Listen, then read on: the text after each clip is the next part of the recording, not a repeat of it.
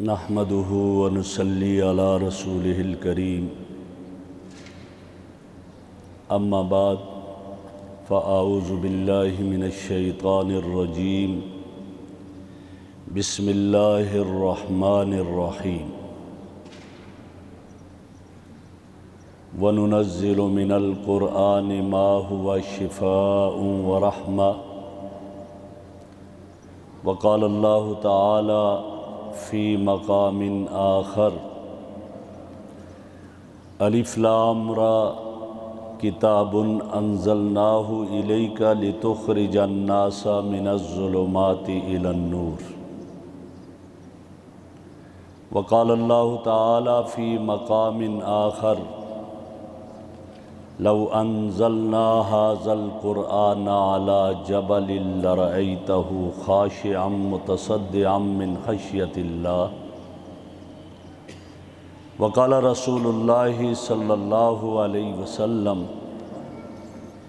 إن لكل قوم شيئا يتباهون به وإن بهاء أمتي وشرفها القرآن وقال رسول الله صلى الله عليه وسلم إن الله يرفع بهذا الكتاب أقواما ويضع به آخرين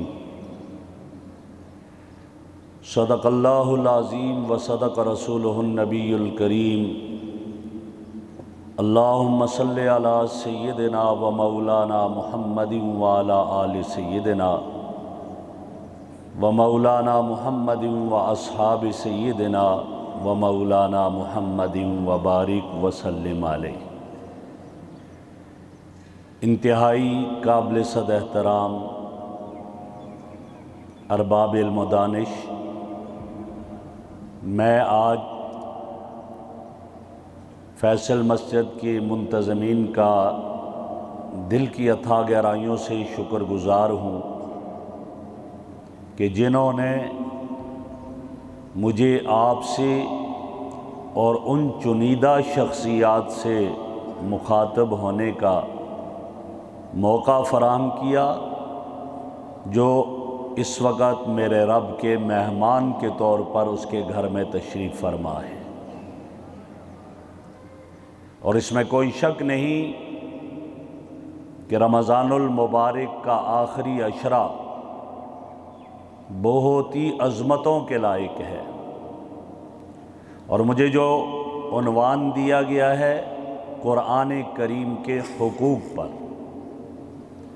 کہ ہم ان حقوق کو مد نظر رکھ کر زندگی گزاریں گے تو انشاءاللہ کل قیامت کے دن یہی ہمارے کام آئے گا۔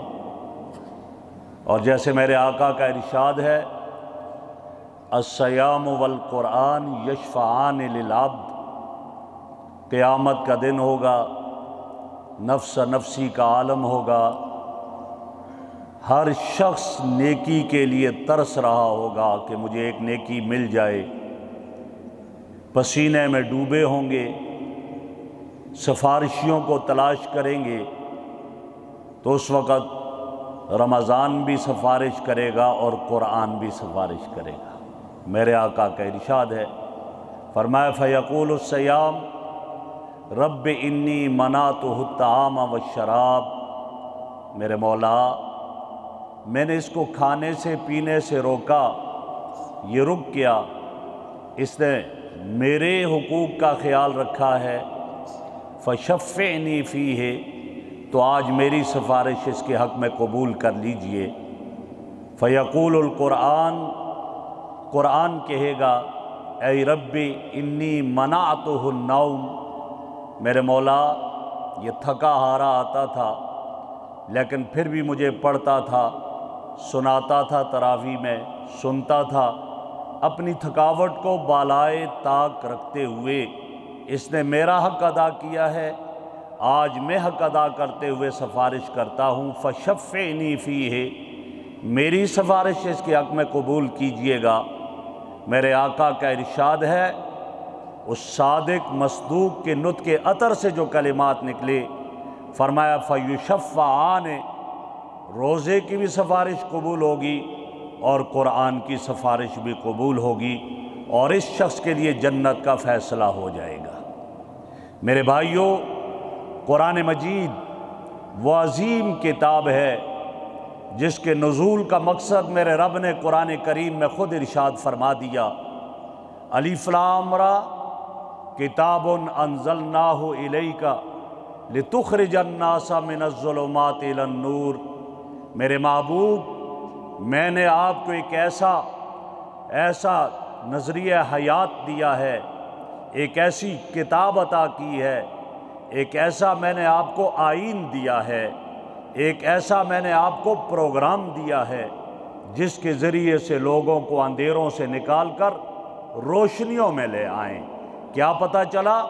قرآن اجالوں کا مرکز ہے، قرآن نور کا منبع ہے، قرآن روشنیوں کا محور ہے، قرآن جس شہر میں جاتا ہے وہ شہر چمک اٹھتا ہے، قرآن جس گھر میں جاتا ہے وہ گھر روشن ہو جاتا ہے، قرآن جس پارلیمنٹ میں جاتا ہے وہ پارلیمنٹ جگمگا اٹھتا ہے۔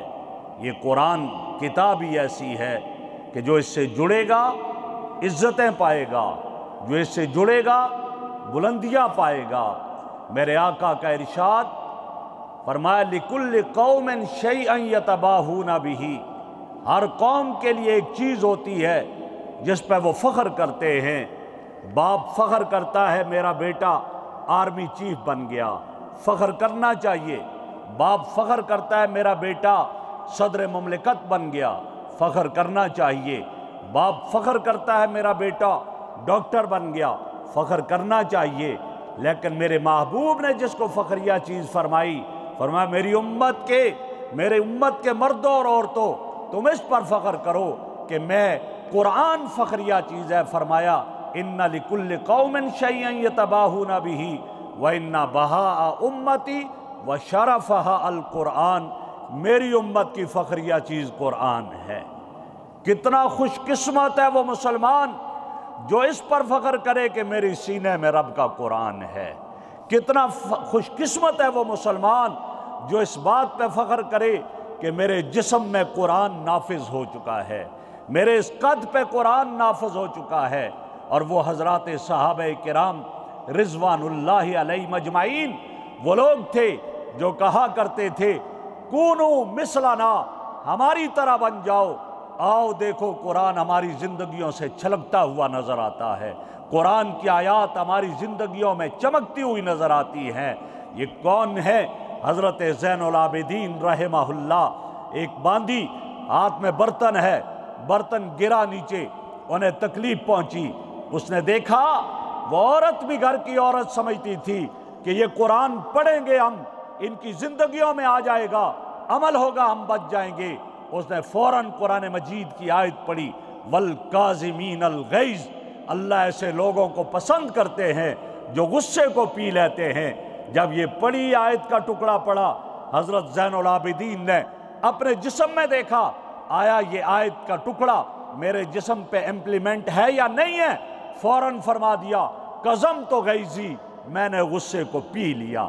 اس باندی نے اگلا اس کا حصہ پڑھا، اس آیت کا اگلا ٹکڑا پڑھا اور کہا، والکاظمین الغیظ والعافین عن الناس، اللہ تو ان لوگوں کو پسند کرتے ہیں جو دوسروں کو معاف کر دیا کرتے ہیں۔ حضرت زین العابدین نے اپنی زندگی میں لاتے ہوئے، عمل کرتے ہوئے فوراً فرما دیا، عفوت عنک، جا میں نے تجھے میں نے تجھے معاف کر دیا۔ اس نے اگلا حصہ فوراً پڑھا، واللہ یحب المحسنین، اللہ تو ان لوگوں کو پسند کرتے ہیں جو دوسروں کے ساتھ احسان کا معاملہ کرتے ہیں۔ حضرت زین العابدین نے فوراً فرما دیا، تک تو کہ جا میں نے تجھے آزاد کر دیا۔ ادھر آیت کی تلاوت مکمل ہوتی ہے، ادھر ان کی زندگی میں آیت چھلک اٹھتی ہے۔ یہ لوگ تھے۔ میرے بھائیوں، قرآن کریم میری اور آپ کی رہنمائی کے لیے آیا ہے۔ قرآن کتاب انقلاب ہے۔ اس کتاب کے حقوق کو ہم مد نظر رکھیں گے تو آپ دیکھ لیں زندگیاں پھر کیسے آئیں گی۔ زندگیوں میں انقلاب آئے گا، دل کی دنیا بدلا کرے گی۔ قرآن کے حقوق میں جب ہم نظر ڈالتے ہیں اکابر کے اقوال کی روشنی میں، قرآن و حدیث کی روشنی میں، تو ہمیں یہ پتہ چلتا ہے کہ قرآن مجید کا ایک حق میرے اور آپ پر یہ ہے کہ ہم قرآن پر ایمان لائیں۔ زبان سے تو کہہ رہے ہیں، دل سے بھی ایمان لے کر آئیں۔ ایمان لانے کا کیا معنی؟ یہ قرآن یہ مقدس کتاب ہے، منزل من اللہ، اللہ کی طرف سے اتاری گئی ہے، انسانیت کی ہدایت کے لیے اس کتاب کو بھیجا گیا ہے۔ یہ عظمتوں والی کتاب ہے، ہر طرح کے شک سے اور شکوک اور شبہات سے پاک کتاب ہے، اس میں کوئی غلطی نہیں ہے۔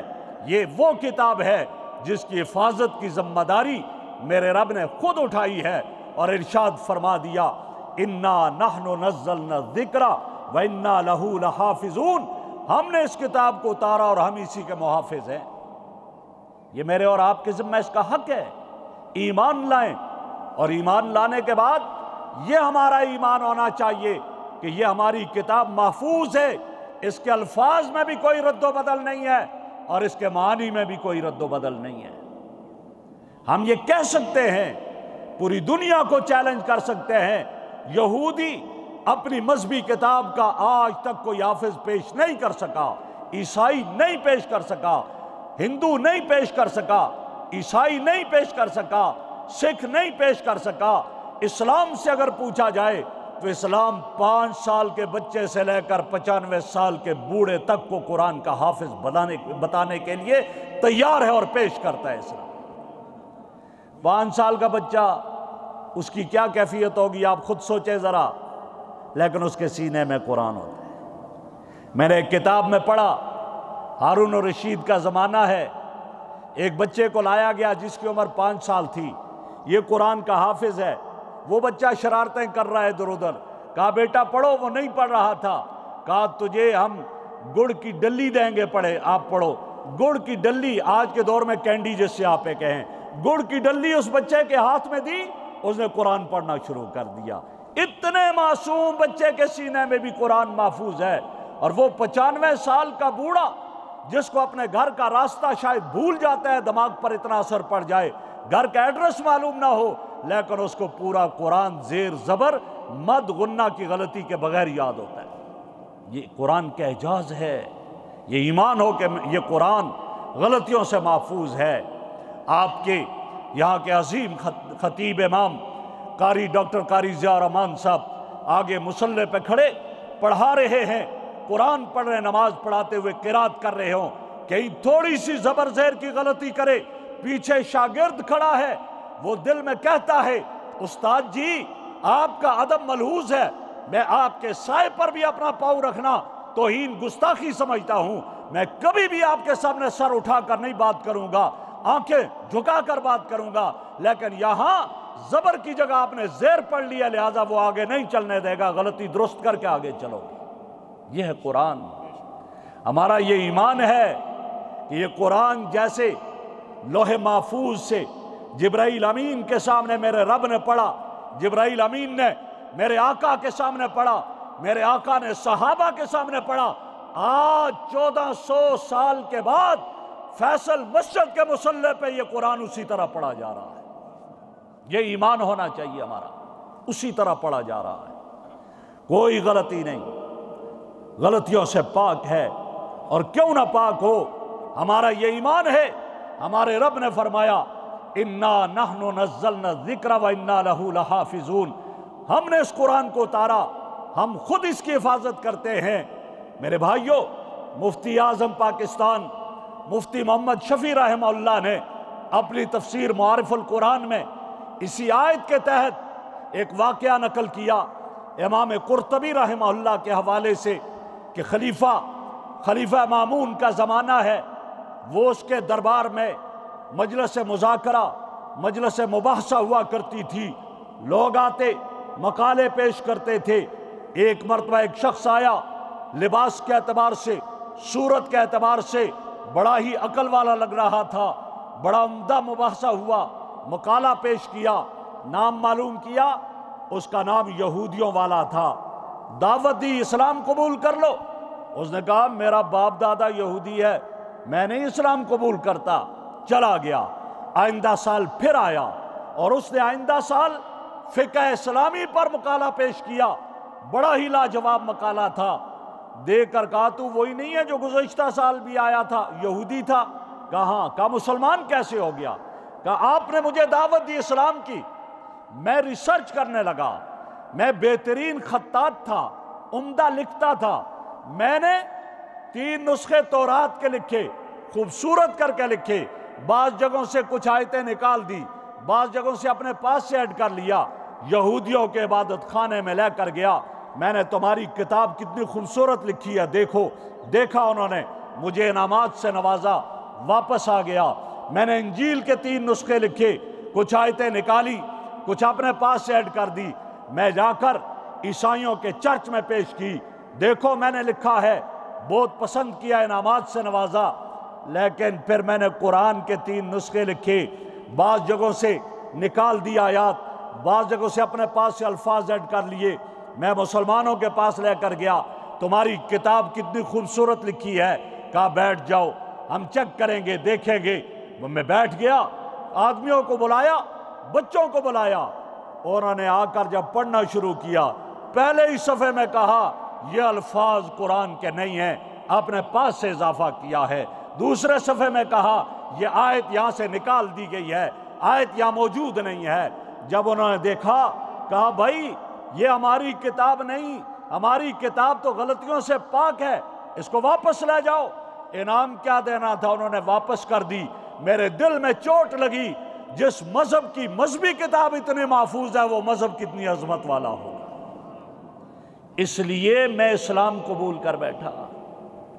تو میں نے کہا ہمارا ایمان ہو، ہمارا قرآن کریم رب کی طرف سے، رب کا کلام ہے، منزل من اللہ ہے، اللہ کی طرف سے اتارا گیا، غلطیوں سے پاک ہے، ہمیں اس پہ فخر ہونا چاہیے کہ اللہ کا کلام ہے۔ تورات، زبور، انجیل یہ بھی ہیں، لیکن وہ کتاب اللہ نہیں ہے، اس لیے کہ تورات موسیٰ علیہ السلام کو دی گئی، لکھوائی گئی ہے، لکھی ہوئی دی گئی۔ انجیل حضرت عیسیٰ کے قلب پہ اس کو اتار لیا گیا ہے، یہ کلام اللہ حقیقتاً نہیں ہے، کتاب اللہ ہے۔ ہاں مجازاً کہہ سکتے ہیں، لیکن اور اس تورات کی اور انجیل کی تلاوت میرے رب نے نہیں کی ہے، لیکن قرآن وہ ہے جس کی تلاوت میرے رب نے کی ہے، اس لیے قرآن کلام اللہ ہے۔ یہ مجھے اور آپ کو یہ کتاب عطا کی ہے، میرا آپ کا تعلق اس کتاب کے ساتھ ہے، اس قرآن کے ساتھ ہے، جہاں مجھے اور آپ کو اس پر ایمان، غیر متزلزل ایمان ہونا چاہیے، وہاں اس کے ساتھ ساتھ مجھے اور آپ کو چاہیے کہ ہم اس قرآن کی عزت اور عظمت بھی کریں، عزت کریں اس قرآن کی، اس کی تعظیم کریں، اس کو عظمت دیں۔ اس کی عظمت یہ نہیں ہے کہ گھروں کے جزدانوں میں بند کر کے رکھ دیں، بس کبھی کبھی نکال دیں۔ تورات وہ پڑھی جانے والی کتاب نہیں ہے، اس کو تو رکھا ہوتا ہے وکیلوں کی کتابوں کی طرح، جب ضرورت پڑی نکال کر احکام دیکھ لیا اور رکھ دیا، لیکن قرآن کریم وہ کتاب ہے جس کو پڑھا جاتا ہے۔ اس کی تعظیم کریں میں اور آپ، اس کی عزت کریں میں اور آپ، اور جب عزت کریں گے تو اللہ اس کی وجہ سے مجھے اور آپ کو عزت دے گا۔ میرے نبی نے کیا فرمایا؟ ان اللہ یرفع بہذا الکتاب اقواما ویضع بہ آخرین۔ اللہ اس کتاب کے ذریعے قوموں کو بلندیاں عطا کرتے ہیں جو قرآن کو سینے سے لگاتی ہیں، جو قرآن کو عزت دیتی ہیں، منشور بناتی ہے، اپنا دستور بناتی ہیں۔ اللہ ان قوموں کو عزت دیتے ہیں، اور جو قومیں قرآن کو چھوڑ دیا کرتی ہیں اللہ ان کو رسوائی کی طرف لے جاتے ہیں۔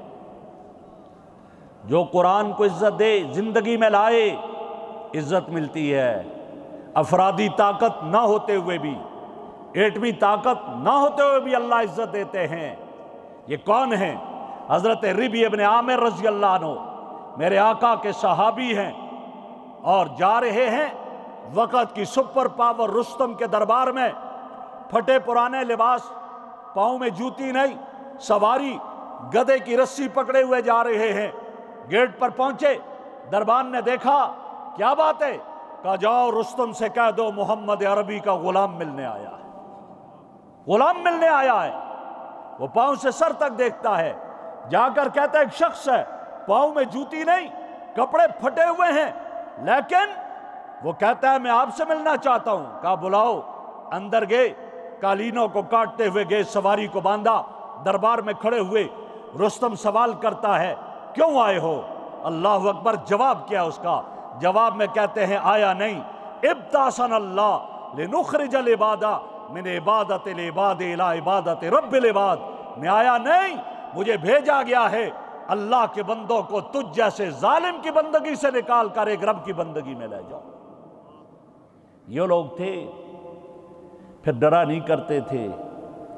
آج ہم ایٹمی طاقت بھی ہیں, افرادی قوت بھی ہے, لیکن کیا بات ہے کہ آج ہر ایک سے ڈرتے ہیں, اس لیے کہ ہم نے رب کے قرآن کو چھوڑا, رب نے ہمیں چھوڑ دیا. قرآن سے جڑیں, قرآن کو اپنی زندگیوں میں لائیں. ایک حق یہ ہے قرآن کریم کا کہ میں اور آپ قرآن پر عمل کریں, میں اور آپ قرآن پر عمل کریں. ام المومنین طیبہ طاہرہ حضرت عائشہ صدیقہ رضی اللہ تعالیٰ عنہ کے شاگرد ہیں حضرت مسروق, سوال کرتے ہیں یا وا امہ, اے امہ جان مجھے بتائیے ذرا میرے محبوب صلی اللہ علیہ وسلم کی زندگی کیا ہے؟ تو جواب میں ام المومنین حضرت عائشہ صدیقہ رضی اللہ تعالیٰ عنہ فرماتی ہیں اما تقرأ القرآن, کیا تو قرآن نہیں پڑھتا؟ کان خلقہ القرآن, میرے آقا کی زندگی تو قرآن ہی ہے, سارا قرآن ہے. اور حکیم الاسلام مولانا قاری محمد طیب رحمہ اللہ عجیب جملہ فرماتے ہیں, فرماتے یہ الفاظ جو قرآن اوراق پر لکھا ہوا ہے یہ علم ہے, اور عملی قرآن محمد عربی صلی اللہ علیہ وسلم ہے. چلتے پھرتے قرآن محمد عربی صلی اللہ علیہ وسلم ہے. آپ کی زندگیوں میں وہ سارے قرآن کے جو احکامات آئے, جہاں حکم دیا کھڑے ہو جاؤ کھڑے ہو گئے, جہاں رب کا حکم آیا بیٹھ جاؤ بیٹھ گئے, جہاں حکم آیا چلو چل دیے. وہ لوگ قرآن کو اپنی زندگیوں میں لایا کرتے تھے. میں اور آپ تو پڑھتے ہیں لیکن ہم یہ سوچتے ہیں یہ پہلے والوں کے لیے, لیکن نہ, وہ جب قرآن کو پڑھتے تھے اپنی زندگیوں میں لایا کرتے تھے.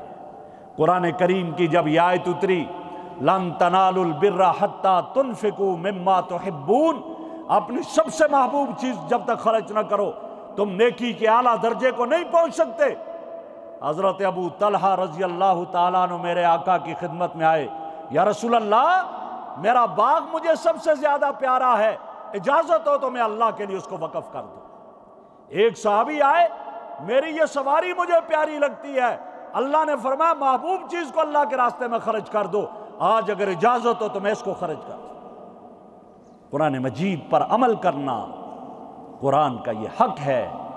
میں اور آپ جب عمل کریں گے ہماری زندگیوں میں یہ قرآن آئے گا, پھر آپ دیکھ لیجئے اللہ میرے اور آپ کی زندگیوں میں کیا برکتیں عطا فرمائیں گے. ایک شخص جا رہا تھا, ایک کارتوس ملا, کارتوس ملا, پوچھا یہ کیا؟ دوسرے نے کہا اس میں بہت بڑی طاقت ہے, یہ بڑی بڑی چیزوں کو مار دیتا ہے. اچھا, اس نے جیب میں رکھ دیا. آگے چلا, شیر آ رہا تھا, اس نے کہا کوئی مسئلہ نہیں, میرے پاس تو کارتوس ہے, میں اس کو ماروں گا. اس نے نکالا کارتوس اور مارا شیر کو, شیر نہیں مرا. آ کر کہا تم نے کہا تھا یہ بڑی طاقت ہے, اس سے تو شیر کو کچھ بھی نہیں ہوا. اس نے کہا ہے بڑی طاقت ہے, لیکن اس کو آپ رائفل میں ڈال کر استعمال کرو, پھر اس کی طاقت کو دیکھو اس کی طاقت کیا ہے. میرے بھائی قرآن کی بہت بڑی طاقت ہے, لیکن اس کے لیے ضرورت کیا ہے؟ اپنی زندگیوں میں, اپنے پارلیمنٹ میں, اپنے ملک میں اس کو نافذ کر کے دیکھ لو, پھر اس کی طاقت کا پتہ چلے گا کہ اس کی طاقت کیا ہے, پھر اس کی طاقت کا اندازہ ہوگا. ایک عیسائی سے کسی ڈاکٹر نے سوال کیا تھا اسلام کے بارے میں تمہارا کیا خیال ہے؟ اس نے کہا Islam is the best religion of the world, اسلام دنیا کا بہترین مذہب ہے. کہا مسلمانوں کے بارے میں کیا خیال ہے؟ کہا but the Muslims are worst nation of the world, مسلمان دنیا کی بہت بری ترین قوم ہے. کہا یہ کیا کہا؟ اسلام بہترین مذہب, مسلمان بدترین قوم. جب اسلام اعلیٰ اور عرفہ مذہب ہے, مسلمانوں کو بھی اعلیٰ اور عرفہ قوم ہونا چاہیے. کہا بات تو آپ کی صحیح ہے, لیکن میرے پاس اس کا ریزن ہے. کہا کیا ریزن ہے؟ اللہ اکبر, جواب کیا دیا, کہا the Islam is in the books and the Muslims are in the graves. وہ اسلام جو اعلیٰ اور عرفہ مذہب ہے وہ کتابوں میں بند ہو گیا اور اس پہ عمل کرنے والے قبروں میں چلے گئے. جو اس قرآن کو زندگیوں میں لاتے تھے وہ قبروں میں چلے گئے. اب ہم نام کے مسلمان ہیں، میرا باپ میرا دادا پردادا مسلمان ہے، لیکن اپنا حال یہ ہے کہ سورہ اخلاص بھی لکھی ہوئی نہیں پڑھنی آتی. پھر آپ خود بتا دیں، میں مسلمان ہوں، میرا دادا پردادا مسلمان، لیکن حال یہ ہے کہ مجھے یہ نہیں پتا، وزیر تعلیم ہوتے ہوئے نہیں پتا کہ قرآن کے کتنے پارے ہیں. تو پھر آپ بتا دیجئے، جب یہ ہوگا تو پھر وہی کیفیت ہوگی. یہ قرآن بڑی عظمت والی کتاب ہے. اس کے حقوق میں سے یہ ہے کہ ہم اس کی تلاوت بھی کریں، اس کے الفاظ کو درست کریں، اپنی قرات کو درست کریں، قرآن اچھے طریقے سے پڑھیں. جو میرے بھائی یہاں اعتکاف میں بیٹھے ہوئے ہیں، میں ان سے خصوصاً یہ عرض کروں گا، ان دنوں کو غنیمت سمجھو. آپ کے پاس یہاں قرائے کرام کی ایک کھیپ ہے، ان سے آپ فائدہ اٹھاؤ. ان کے پاس بیٹھ کر 10 دنوں میں اپنا قرآن اتنا درست کر کے جاؤ کہ اگلا دیکھ کر فخر کرے اور کہے اچھا یہ فیصل مسجد میں اعتکاف میں بیٹھا اور اپنا قرآن کریم کتنا درست کر کے آیا. آئندہ میں بھی کوشش کروں گا اس بات کی. یہاں سو کر وقت نہ گزارو، آئے ہو قیمتی بنا کر جاؤ. یہ تمام حضرات آپ کی خدمت کے لیے بیٹھے ہوئے ہیں. قرآن مجید کی تلاوت بھی خوب کرو. بہترین تو یہ ہے کہ منزل کے اعتبار سے 7 منزلیں ہیں، 7 دنوں میں ختم کر دو قرآن مجید کو. ورنہ تو قرآن پڑھنے والے کیسے لوگ تھے. حضرت عثمان ذو النورین رضی اللہ تعالیٰ عنہ 1 رکعت میں پورا قرآن پڑھا کرتے تھے. حضرت تمیم داری رضی اللہ تعالیٰ عنہ 1 رکعت میں پورا قرآن پڑھا کرتے تھے. حضرت سعید ابن جبیر رحمہ اللہ 1 رکعت میں پورا قرآن پڑھا کرتے تھے. حضرت امام اعظم ابو حنیفہ 1 رکعت میں پورا قرآن پڑھا کرتے تھے. میرے بھائی میں اور آپ تو رکعت کیا مہینے میں بھی پڑھ لیں بڑی غنیمت ہے. کم از کم اتنا تو کر لیں کہ 1 مہینے میں تو پورا کر لیں. وہ لوگ جو 63 قرآن 60 قرآن رمضان کے مہینے میں پڑھتے تھے، میں اور آپ تو نہیں پڑھ سکتے. ایک تو پڑھ لو. حضرت یوسف علیہ السلام کے بارے میں مشہور ہے کہ جب بیچا جا رہا تھا تو لوگ خریدنے کے لیے گئے، کوئی لال جواہرات لے کر، کوئی سونا لے کر کہ تول کر لائیں گے. ایک بوڑھی اماں بھی رسی کٹی اٹھائے ہوئے جا رہی ہے. اماں کہاں جا رہی ہو؟ یوسف کو خریدنا. اماں تو خریدے گی؟ لوگ ہیرے اور لوگ جواہرات لے کر جا رہے ہیں، تول کر لائیں گے. کہا بیٹا مجھے پتا ہے میں خرید تو نہیں سکتی، لیکن کل جب یوسف کے خریداروں کی فہرست ہوگی اس میں میرا نام بھی ہوگا. میرے پیارے 63 قرآن میں اور آپ نہیں پڑھ سکتے، 60 نہیں پڑھ سکتے، 10 بھی مشکل ہیں. کم از کم اعتکاف کے ان دنوں میں 1 تو قرآن پڑھ لو کہ کل جب 63 قرآن والے اور 60 والوں کی لائن ہو اس میں یہ ہو کہ فیصل مسجد کا یہ معتکف جو اعتکاف میں بیٹھا تھا اس نے بھی 1 قرآن پڑھا ہے، تیرا نام بھی اس لسٹ میں آ جائے. اس فہرست میں اپنا نام بھی تو داخل کر دو. قرآن کریم پڑھی جانے والی کتاب ہے. قرآن کریم پر عمل کیا جائے، پڑھا جائے اور اس کو سیکھا بھی جائے. میرے نبی کو دنیا میں جب بھیجا، بعثت کے مقاصد میں کیا تھا؟ یتلو علیہم آیاتک ویعلمہم الکتاب. قرآن کی تلاوت بھی ہو اور کتاب کا علم بھی ہو. قرآن کو سیکھو بھی کہ ہاں میں کیا پڑھ رہا ہوں، میں کس طرح پڑھ رہا ہوں. اور نہیں، کم از کم آخری 10 صورتیں تو ضرور ترجمے کے ساتھ یہاں سے سیکھ کر جاؤ. کل جب نماز میں وہ پڑھو تو تمہیں پڑھتے ہوئے مزہ بھی آئے کہ میں پڑھ کیا رہا ہوں. سمجھ جاؤ جب نماز میں ان صورتوں کو پڑھا جائے تو پھر سکون آئے کہ میں پڑھ کیا رہا ہوں، یہ پتہ چلے. اور قرآن ہی وہ کتاب ہے کہ جو اللہ کے قریب سب سے زیادہ کرتی ہے. امام احمد بن حنبل رحمہ اللہ کے بارے میں آیا کہ خواب میں رب کا دیدار ہوا. پوچھا یا اللہ آپ کے قریب کرنے والی چیز کون سی ہے؟ تو رب نے فرمایا قرآن، تلاوت قرآن. پوچھا بے فہمن او بلا فہمن؟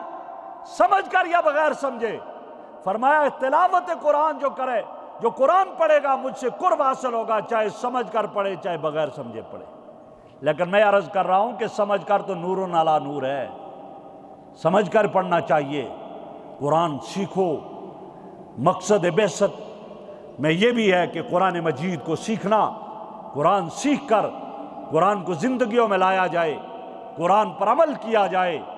ہم یہاں قرآن کو زندگیوں میں لائیں گے، قرآن کو پڑھیں گے، کل قیامت کے دن اللہ ہمیں عزتیں عطا کرے گا۔ میرے نبی نے ارشاد فرمایا اپنے صحابی حضرت ابو ذر رضی اللہ تعالیٰ عنہ کو، یا ابا ذر علیک بتلاوت القرآن، ابو ذر قرآن کی تلاوت کو لازم پکڑ لو، فَإِنَّهُ نُورٌ لَكَ فِي الْأَرْضِ وَذِكْرٌ لَكَ فِي السَّمَاءِ، یہ تو زمین میں تیرے لیے نور ہی نور ہے اور آسمانوں میں تیرا تذکرہ ہی تذکرہ ہے۔ حضرت ابو ذر سے فرمایا جا رہا ہے۔ تو میں اسی کے تناظر میں جب دیکھنے لگا تو ایک اور روایت میرے سامنے آئی کہ میرے آقا صلی اللہ علیہ وسلم حجرہ مبارک میں تشریف فرما ہیں، جسے جنت کا ٹکڑا کہا گیا۔ امی عائشہ کو حجرہ میں بیٹھے ہوئے تھے، آپ کے ساتھ نوریوں کے سردار جبرائیل امین بھی بیٹھے ہوئے ہیں۔ دروازہ کھلا ہوا تھا، پردہ ہٹا ہوا تھا، ایک صحابی کا گزر ہوا وہاں سے۔ جب وہ صحابی گزرے، جبرائیل علیہ السلام نے سوال کر دیا، اَحَاذَا أَبَا ذَرٍ یا رسول اللہ، اللہ کے حبیب یہ گزرنے والا آپ کا یار، آپ کا دوست ابو ذر تو نہیں؟ میرے آقا نے دیکھ کر فرمایا اَوَتَعْرِفُونَهُ، او جبرائیل تم کیسے پہچانتے ہو یہ ابو ذر؟ تم عرشوں پہ رہنے والے، یہ فرش پہ رہنے والا، تم نوری مخلوق، یہ بشر، کیسے پہچان لیا یہ ابو ذر ہے؟ میرے بھائیو ذرا غور کرنا، جواب میں کیا کہا جبرائیل امین نے؟ جبرائیل امین عرض کرتے اللہ کے حبیب مانتا ہوں یہ بشر ہے، مانتا ہوں یہ فرش پہ رہتا ہے، ہم عرشوں پہ رہنے والے ہیں، لیکن آپ کے ابو ذر کا چرچہ اور تذکرہ اتنا فرش پہ نہیں جتنا عرشوں پہ ہوتا ہے۔ رہتا ابو بکر کے ساتھ ہے، عمر کے ساتھ، عثمان کے ساتھ، علی کے ساتھ، لیکن ان کی زبان پہ اتنا تذکرہ نہیں جتنا میں جبرائیل، میکائیل، اسرافیل کی زبان پہ۔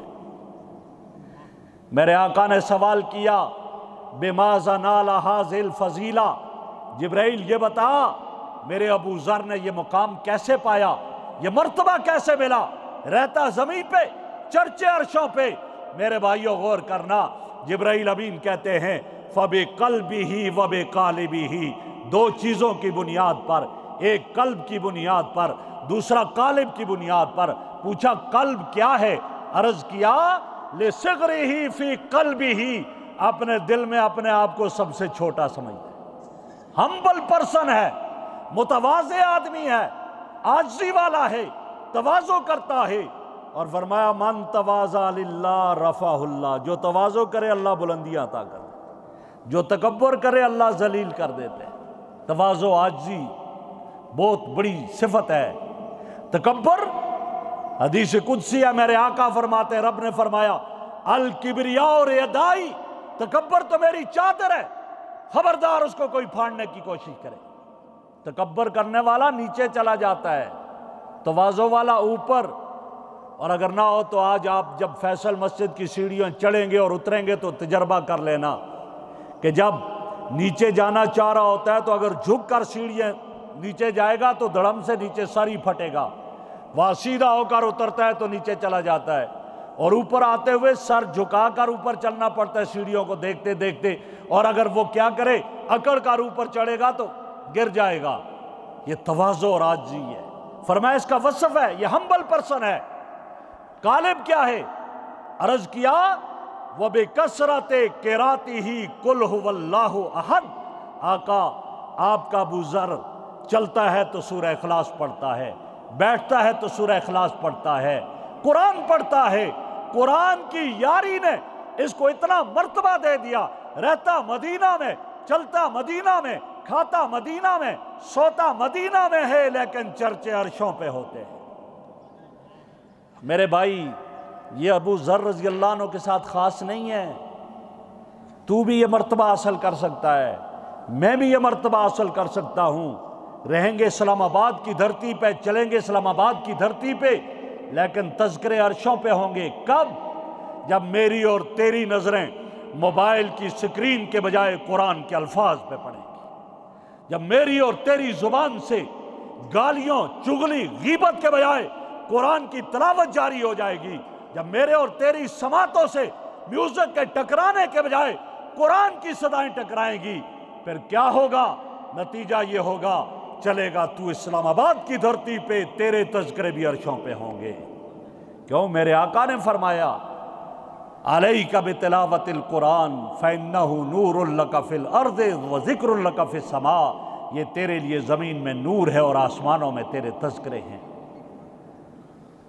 اور ایک اور بھی ہے قرآن کا میرے اور آپ پر حق کہ ہم قرآن سے محبت کریں، محبت کریں قرآن سے، اور یہ محبت میرے اور آپ کے ایمان کو بچائے گی۔ قرآن کی محبت ایمان کی حفاظت کی ضامن ہے۔ میں اس پر ایک واقعہ عرض کرنا چاہ رہا ہوں اگر آپ کی توجہ ہو۔ میرے مرشد ہیں، میرے پیر مرشد پیر ذوالفقار نقشبندی صاحب دامت برکاتہم العالیہ، حضرت نے ایک واقعہ ارشاد فرمایا کہ ایک پاکستان کا نوجوان امریکہ میں گیا، ایک کمپنی میں کام کرنے لگا، ایک کرسچن لڑکی سے دوستی ہو گئی، شادی کرنا چاہ رہا تھا، شادی نہیں ہو رہی تھی۔ اس نے کہا نہیں شادی تو کرنی ہے۔ انہوں نے کچھ شرطیں لگا دی۔ ایک شرط یہ لگائی، اس سٹی اور اس شہر سے مکان بیچنا ہوگا، لڑکی جس شہر کی ہے وہاں مکان لینا ہوگا۔ کہا منظور ہے۔ دوسری شرط یہ لگا دی گئی، ماں باپ سے تعلق ختم کرنا ہوگا۔ کہا منظور ہے۔ تیسری شرط یہ لگائی، مسلمان دوستوں سے تعلق ختم کرنا ہوگا۔ کہا منظور ہے۔ چوتھی شرط یہ لگائی کہ تجھے ہر اتوار کو چرچ میں جانا ہوگا۔ کہا منظور ہے۔ چاروں شرطیں مان لی، شادی ہوئی، مکان بیچ دیا، دوسرے شہر میں موو ہو گئے، وہاں رہنے لگے، ماں باپ سے تعلق ختم، دوستوں سے تعلق ختم، ہر اتوار کو چرچ میں جاتا ہے۔ نمازیں چھوٹ گئی، تلاوت چھوٹ گئی، رمضان آیا روزے چھوٹ گئے، مسجد چھوٹ گئی، کچھ بھی نہیں کر رہا، لیکن ایک کام کرتا تھا، روزانہ جاب پر جاتے ہوئے گھر کی الماری میں ایک قرآن رکھا ہوا تھا، اس قرآن کریم کو اٹھاتا، دیکھتا، اللہ کی لاریب کتاب ہے، برحق کتاب ہے، سچی کتاب ہے، بس سینے سے لگاتا، الماری میں رکھتا، چلا جاتا بند کر کے، جاب سے واپس آتا، پھر یہی ماجرا کرتا اور بند کر کے بیٹھ جاتا۔ 3 سال اسی طرح گزر گئے۔ آج 3 سال کے بعد صبح جانے لگا، یہی ایسا ہی کیا، چلا گیا، واپس آیا، الماری کھولی، قرآن کریم موجود نہیں تھا۔ اپنی بیوی سے کہا یا میری مذہبی کتاب قرآن تھا وہ کہاں چلا گیا؟ اس نے کہا میں نے آج صفائی کی ہے، وہ کتاب جس کی سٹڈی تو بھی نہیں کرتا تھا، میں بھی نہیں کرتی تھی، میں نے کوڑا دان میں پھینک دی، کچرے میں پھینک دی، گندگی کے ڈھیر پر پھینک دی۔ یہ لرز گیا، یہ تڑپ گیا، اللہ یہ آسمان کیوں نہیں ٹوٹتا؟ تیری کتاب کی اتنی توہین، زمین میں شگاف کیوں نہیں پڑتے؟ قرآن کی اتنی توہین۔ دوڑتا ہوا لرزتے قدموں کے ساتھ گیا اور جا کر کانپتے ہوئے ہاتھوں سے قرآن کریم کو اس ڈھیر سے اٹھایا، گرد و غبار کو صاف کیا، سینے سے لگایا، آنکھوں سے لگایا، بوسہ دیا، چوما، اور اس کے بعد کھڑا تھا۔ وہ لڑکی دیکھ رہی تھی، اس نے کہا سن، لگ یوں رہا ہے ابھی تک اسلام کے جراثیم تجھ سے ختم نہیں ہوئے، آج تجھے ایک فیصلہ کرنا پڑے گا، یا مجھے رکھے گا یا اس کتاب کو رکھے گا، یا مجھے چھوڑے گا یا اس قرآن کو چھوڑے گا۔ کائنات شش در ہے، کائنات حیران ہے، آج یہ کیا فیصلہ کرتا ہے؟ عورت، جس عورت کے لیے اس نے ماں باپ کو چھوڑا، جس عورت کے لیے نمازوں کو چھوڑا، جس عورت کے لیے روزوں کو چھوڑا، آج اس عورت کے لیے قرآن کو چھوڑتا ہے یا قرآن کے لیے اس عورت کو چھوڑتا ہے؟ آج کیا فیصلہ کرتا ہے؟ کائنات شش در ہے، حیران ہے۔ رکا، اس سے کہا سن، تجھے چھوڑ سکتا ہوں، قرآن کو نہیں چھوڑ سکتا۔ کہا تجھے چھوڑ سکتا ہوں، قرآن کو نہیں چھوڑ سکتا۔ جب یہ کہا، اس عورت نے اپنا بریف کیس اٹھایا، اس نے کہا تو بیٹھ، میں گئی، تیری شکایت ماں باپ کو لگانے چلی جا رہی ہوں۔ اس نے کہا جا تو شکایت لگانے، اس نے اپنے قرآن کو اپنے سینے سے لگایا اور لگا کر کہا تو جا ماں باپ کو شکایت لگانے، میں بھی اپنے روٹھے ہوئے رب کو منانے جا رہا ہوں، روٹھے ہوئے رب کو منانے جا رہا ہوں۔ یہ دوسرے دن ظہر کی نماز میں اس پرانے شہر میں پہنچا، نماز کا وقت تھا، وضو کر رہا تھا، امام نے دیکھا کہاں غائب تھا 3 سال سے پتہ نہیں چلا، زمین نگل گئی، آسمان نے اچک لیا، کدھر تھا نہیں پتا، کہا نماز کے بعد بتاؤں گا، نماز پڑھ کر سارا ماجرا بتایا، سنانے کے بعد کہا 3 سال کے بعد آج مجھے پھر نماز کی توفیق ملی۔ میرے حضرت فرماتے ہیں اس لیے نماز کی توفیق ملی، اس کا ایمان محفوظ تھا، اور ایمان اس لیے محفوظ تھا کہ اس کے سینے میں قرآن کی محبت تھی۔